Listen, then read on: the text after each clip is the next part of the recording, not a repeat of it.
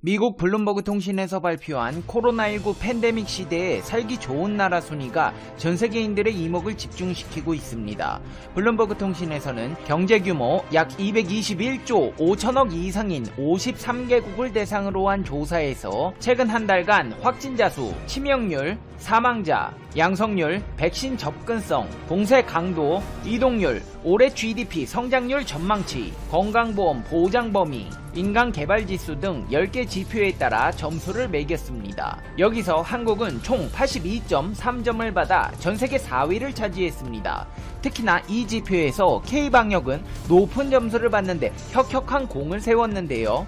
대한민국은 코로나19 검사와 역학조사를 효과적으로 실시했다는 점에서 높은 점수를 받았고, 전염병 발생 수주 만에 자체 개발한 진단키트를 사용하고 드라이브스루 검진소를 운영했다는 점에서 긍정적으로 평가되었습니다. 대한민국이 4등을 했다니 자랑스러운 일이 아닐 수가 없는데요. 그렇다면 대체 1, 2, 3등 국가는 어디일까요? 1위에 오른 국가는 85.4점을 받은 뉴질랜드입니다. 뉴질랜드는 코로나19 사망자가 발생하기 전인 지난 3월 26일부터 봉쇄 조치를 시행했으며, 관광산업 의존도가 높음에도 빠르고 결단력 있는 대처를 했다는 평가로 국경을 빠르게 통제했다고 분석했습니다. 다만 올해 경제 성장률 전망치가 대한민국은 마이너스 1.9%인 것에 비해 뉴질랜드는 마이너스 6.1%에 달한다는 점에서 부정적 요소로 작용했습니다. 3위는 82.9점을 받은 대만이었습니다. 대만 역시 중국에서 코로나19가 발생한 이후 빠르게 출입국을 통제했으며 마스크 재고 및 확진자 동선을 알려주는 앱도 도입됐다는 점이 높게 평가받았습니다. 다만 대만은 백신 공급 계약을 체결하지 못했다는 점이 약점으로 지적되어 백신 접근성 항목에서 빵점을 받았습니다. 1등을 차지한 뉴질랜드나 3등을 차지한 대만은 납득이 충분히 가능한 부분이지만, 2등을 차지한 국가는 블룸버그 통신이 대체 무슨 정신으로 뽑은 것인지 의구심을 갖게 하는데요. 바로 일본입니다. 일본은 최근 한 달간 1일 확진자 수 2,500명을 넘었고, 치명률, 사망자 수, 양성률 등에서 우리나라보다 좋지 않은 상황이지만 블룸버그는 유의미한 차이가 있다고 보지 않았습니다. 올해 경제 성장률 전망치 역시 마이너스 5.3%로 한국 마이너스 1.9%에 비해 부정적 평가를 받았습니다. 하지만 블룸버그는 일본에 대해 봉쇄 조치를 하지 않고도 코로나19에 잘 대처했다고 평가했습니다. 서로 신뢰하고 정책에 순응하는 일본 국민들이 앞장서서 마스크를 착용하고 붐비는 장소를 피했다는 점에서 높은 점수를 줬습니다. 블룸버그 통신의 이 같은 순위 발표는 미국 유력 언론의 공신력에 대한 신빙성을 떨어뜨리는 보도입니다. 당장 현재 상황을 보여주는 지표로 할 수 있는 코로나19 확진자 수, 치명률, 사망자 수, 양성률에서 나타나는 차이에 큰 비중을 두지 않았다는 점에서 코로나 시대에 살기 좋은 곳이라는 기사 제목과는 다소 어긋난 결과를 보여주고 있습니다. 더군다나 일본은 자국민을 상대로 코로나19 전파율 실험을 벌이는 국가입니다. 국민들이 마스크를 자발적으로 착용한다고 한들 정부 주도로 전염병을 전파시키는 나라가 일본이라는 나라입니다. 민도가 높은 일본 국민들은 정부의 주도에 발맞춰 야구 경기장 100% 만석을 채우기도 했으며, 이후 코로나 확진자는 눈덩이처럼 불어났습니다. 평생 코로나 시대로 살고 싶은 국가 순위라면 일본이 2위를 기록한 것이 이해가 되지만, 코로나 시대 살기 좋은 국가 순위라면 일본의 순위는 최하위권이 어울리는 상황입니다. 이 같은 주장은 절대 과장된 것이 아닙니다. 심지어 한국을 조롱했던 광고를 하면서 일본 불매운동의 타겟으로 정조준된 유니클로 회장조차 일본에 대한 비판을 서슴지 않고 있는데요. 야나이 다다시 패스트 리테일링 회장은 아사히 신문과의 인터뷰에서 관광객이 일본 전역을 여행하려면 신종 코로나 바이러스 감염증이 확산할 가능성이 있다며 고투 트래블 캠페인의 문제점을 지적했습니다. 그러면서 국가에서 돈을 받아 레저를 하는 것은 옳지 않다. 국가의 외에도는 곤란한 사람을 돕는데 쓰여야 하는데 사용법이 틀렸다. 최근 30년간 세계는 급속히 성장하고 있지만 일본은 최선진국에서 이제 중진국 수준으로 떨어졌다. 대대적인 개혁을 하지 않으면 일본은 망할 것이라고 한탄했습니다. 맞습니다. 일본은 망할 것입니다. 그리고 일본 도쿄올림픽의 취소는 일본 경제에 마침표를 찍는 계기가 될 것입니다. 일본 정부는 이번 도쿄올림픽이 취소될 경우 일본 경제가 직면하게 될 상황에 대해 인지하고 있습니다. 코로나 팬데믹 상황에서도 야구장 실험을 강행한 것은 어떻게 해서든지 올림픽을 개최하려는 일본 정부의 강력한 의지를 보여주고 있습니다. 지금 일본에서는 도쿄올림픽의 강행론과 불가론이 팽팽하게 맞서고 있습니다. 올해 7월 개최 예정이었던 2020 도쿄올림픽은 내년 7월로 연기된 상황으로 이제 8개월 남았습니다. 현실적으로 올림픽을 8개월 남겨둔 시점이라면 각 나라에서 올림픽 예선전을 치르기 바쁜 상황이고 지구촌 최대의 행사를 맞이하는 홍보와 각종 행사로 분주해야 합니다.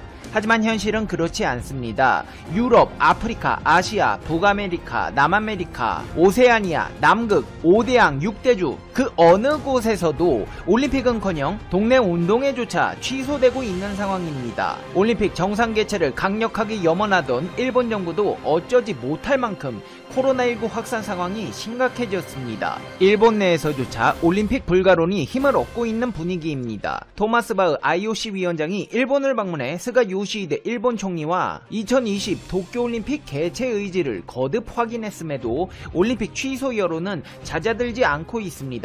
일본 아사히 신문 주간지 아에라에서는 유럽을 중심으로 감염이 재확산하고 있는데 취소를 논의하지 않았다는 건 오히려 부자연스럽다. 10월 하순부터 올림픽 관련 실무회의조차 중단됐는데 개최는 이미 물 건너갔다. 일본 정부는 숨기고 있지만 IOC는 취소 의견을 제시했으며 일본 정부가 이를 수용할지가 관건인 상황이라는 기사를 낸 바 있습니다. 여기서 일본 정부는 충격적인 선택을 하고야 맙니다. 미중 갈등 상황 속에서 미국의 편에 서서 중국과 맞서 싸우겠다는 의지를 보이던 일본이 상황이 불리하게 돌아가자 중국을 만나 올림픽 협력을 부탁한 것입니다. 외교라는 것이 요구하는 것이 있으면 주는 것도 있어야 하는데 일본은 올림픽 개최를 위해서 이성을 잃은 채 피하 식별조차 못하고 중국으로부터 곤란한 요구사항만 잔뜩 얻어온 셈이 됐습니다. 스가 요시히데 일본 총리는 왕이 중국 외교 담당 외교부장과 만나 도쿄올림픽과 2022년 동계 베이징 올림픽의 성공을 위해 협력하기로 했습니다. 스가 총리는 모두 발언을 통해 일중의 안정된 관계는 양국뿐 아니라 국제사회에도 중요하다며 함께 책임을 다해가고 싶다고 말했고 왕이 외교부장은 스가 총리의 적극적인 대중정책에 공감의 뜻을 표한다고 화답했습니다. 일본은 현재 미국, 일본, 오스트레일리아, 인도 등 4개국이 참여한 안보협의체인 쿼드에 참여하고 있습니다. 왕이 부장은 새로운 정세 아래서 중일, 양국은 코로나19 대책 등 각 분야의 협력을 심화하고 세계 평화와 안정적 발전을 촉진하는 데 공헌할 필요가 있다고 했습니다. 여기서 왕이 부장이 언급한 새로운 정세 아래서라는 묘한 표현은 현재 미국의 새로운 행정부 등장을 의미하는 것으로 분석되는데요. 앞으로도 미국은 중국의 솜통을 죄는 대중 압박에 나설 것이라 예측되는 상황입니다. 이를 예상한 왕이 부장은 미국의 새로운 행정부가 들어서도 중일 양국은 협력을 계속해야 하고 나아가 세계의 평화와 안정적 발전을 촉진하는 데 공헌해야 한다. 정운경 질병관리청장이 한국인으론 유일하게 영국 BBC 방송이 선정한 올해의 여성 100인에 들었다. BBC 방송은 정 청장을 비롯한 올해의 여성 100인을 23일 발표했다. 방송은 올해는 격동의 시기의 변화를 이끌고 차이를 만든 이들에 주목했다고 설명했다. 정 총장은 한국의 신종 코로나 바이러스 감염증 대응을 이끄는 바이러스 헌터로 소개됐다. BBC 방송은 전 여성 본부장이자 현재 질병관리청장으로 코로나19 대응 속에 투명하고 차분한 일일 브리핑으로 유명하다고 전했다. 정 총장은 소감으로 팬데믹 대응에 헌신하는 모든 의료보건 종사자에게 진심 어린 감사를 전한다면서 질병 대응력을 강화해 세계를 더 안전하게 만드는 일에 최고의 노력을 다하겠다고 밝혔다. 올해 100인의 여성 명단 첫 자리엔 이름 없는 영웅이 올랐다. BBC 방송은 상황이 특수했던 올해는 셀 수 없이 많은 여성이 세계 곳곳에서 다른 일을 돕고자 희생했다면서 그들의 공로에 감사를 표하고 그 과정에서 목숨을 잃은 이들을 기리고자 첫 자리를 비워두기로 했다고 밝혔다. 이외에는 여성 대표가 이끄는 정당들로 꾸려진 연정을 이끄는 산나 마린 핀란드 총리와 남자들의 세계로 여겨졌던 액션 영화계에서 활약해온 배우 량저충, 영국 옥스퍼드대 코로나19 백신 개발을 이끄는 사라 길버트, 홍콩 민주화 운동가 아그네스 차우 등이 포함됐다. 작년에는 이수정 경기대 범죄심리학과 교수가 명단에 이름을 올랐다. 이렇게 놀라운 소식이 끊이지 않고 있는 한국과는 달리 일본에는 위기가 찾아왔습니다. 조만간 일본이 도쿄올림픽 공식 취소를 발표할 수 있다는 주장이 나왔습니다. 일본 주간 아사에 있는 국제올림픽위원회 야쿠가 이미 일본 정부와 대회조직위원회 올림픽 개최는 더 이상 어렵다라는 뜻을 전달했다는 정보를 복수의 관계자로부터 입수했다. 남은 건 일본 측이 이를 받아들일지 보다 일본 정부 발표는 내년 1월쯤이 될 것 같다. 올림픽을 준비하고 있는 선수들을 입장을 고려할 때 그쯤에 데드라인이 다 보도했습니다. 도쿄올림픽 개최를 위해 예산 규모보다 무려 5배가 넘는 30조 원을 투입해 도쿄 전역의 경기장과 인프라를 건설하고 올림픽 준비위원회를 구성하고 직원들을 고용해 도쿄올림픽을 준비했고 2021년으로 연기되면서 추가로 3조 원을 투입하며 기다려 결국 올림픽에 완전히 취소되려 하고 있습니다. 이 야쿠가 더 이상 이 연기는 허용하지 않겠다고 선언한 만큼 이제 다음 올림픽을 2022 베이징에서 치러질 예정입니다. 자, 그런데 이 정도 내 앞으로 일본이 직면할 현실에 비하면 아무것도 아니었습니다.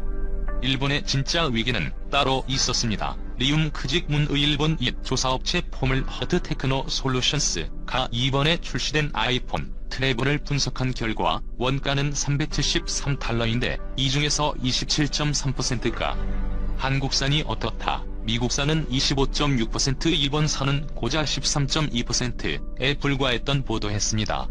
아이폰의 한국산 부품 비중이 이렇게 높아진 것은 애플이 2F 시리즈 전 기종의 HD 대신 올드 패널을 전면적으로 택했는데 스마트폰 올드 분야에서 세계 최강인 삼성 디스플레이가 특수를 누리게 됐습니다. 이 때문에 그동안 아이폰의 디스플레이를 공급하며 겨우겨우 버텨왔던 일본엔 마지막 디스플레이 업체 재팬 디스플레이가 사상 최대의 위기에 직면해 있습니다. 아이폰 KF 시리즈의 단 한 장의 디스플레이 패널을 팔지 못하게 되면서 일본 언론들이 난리가 났는데요. 니케에 있는 올드는 원래 일본의 소니나 파이오니아가 먼저 개발을 시작했다. 그런데 한국과 투자 경쟁에서 밀리면서 지금은 한국 브랜드의 동무대가 펼쳐지고 있다 전했습니다. 애플은 한국산 부품에 너무 의존하지 않기 위해 지난 수년 동안 어떻게 해서든 일본의 재팬 디스플레이를 살리려고 안간 힘을 써왔습니다.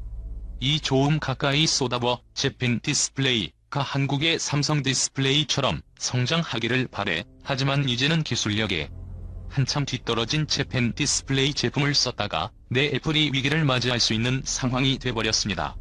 이뿐만이 아닙니다. 한국 제품을 사용하기를 극도로 꺼려했던 이런 일본 국민들의 성향 때문에 전 세계 어디에서도 눈 씻고 불어야 구경 주체할 수 없는 소니 스마트폰, 샤프 스마트폰, 후지츠 스마트폰, 일본에서는 세계 1위의 삼성의 스마트폰보다 더 잘 팔렸는데 이제는 압도적인 브랜드 가치 기술 이어 디자인 격차가 닿으면서 일본인들조차 한국의 핸드폰에 열광하기 시작했습니다.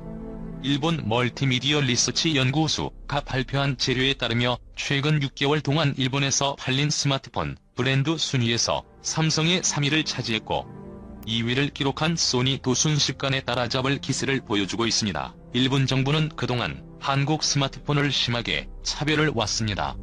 NTT 도코모는 아이폰에 보조금 72만원, 소니의 엑스페리아에 52만원을 지급한 반면 삼성에는 고작 17만원의 보조금을 지급하며 미국과 일본 제품을 구매하도록 유도해왔는데 이제는 너무나도 벌어져버린 디자인과 기술 격차로 이러한 일본의 꼼수도 통하지 않게 된 것이요. 한국의 독주는 여기서 멈추지 않습니다. 일본의 마지막 희망이라고도 볼 수 있는 자동차 산업마저 한국 때문에 크게 흔들리기 시작했습니다. 미국의 오토블로거 내 기아차의 K5는 경쟁 모델인 혼다 어코드와 토요타 캠리보다 완성도가 높다.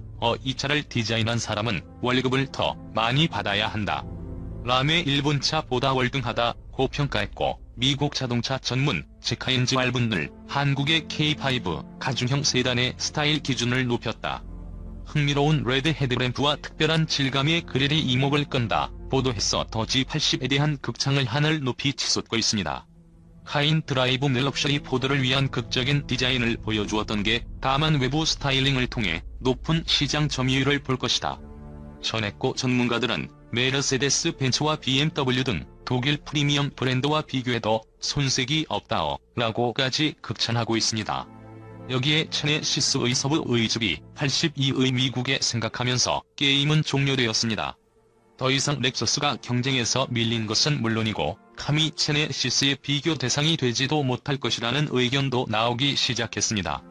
미국의 자동차 전문 제카엔즈 라이브 네아 주비 80의 실내 소음을 측정해 보되 메르세데스 마이바 S560보다 겨우 1대11이 크더 제네시스 주비 80 위한 최고급 리무진 제마이바급 정숙성을 보유했다 전했고, 비즈니스 인사이드도 폭발적인 가속력을 낼 때를 제외하며 엔진의 존재를 알아차리기 어려울 정도로 소음이 없는 차다 극장했습니다. 이에 현재 주비 80을 구매하기 위해 2만 명의 줄을 섰다는 소식까지 전해졌습니다. 트위터에 출연머들인 캠페인을 기아의 K5 때문에 풀면 브랜드 렉서스 4현대의 제네시스 때문에 해마다 천문학적인 돈을 쓸어 담았던 미국에서 한순간에 몰락할 수 있는 위기에 직면했습니다. 구독자 116만 명을 확보와 더 스트랩 파이프스가 공개한 주비 80 리뷰 영상에는 1600개가 넘는 댓글이 달렸고 미국 네티즌들의 반응이 상상을 초월했습니다.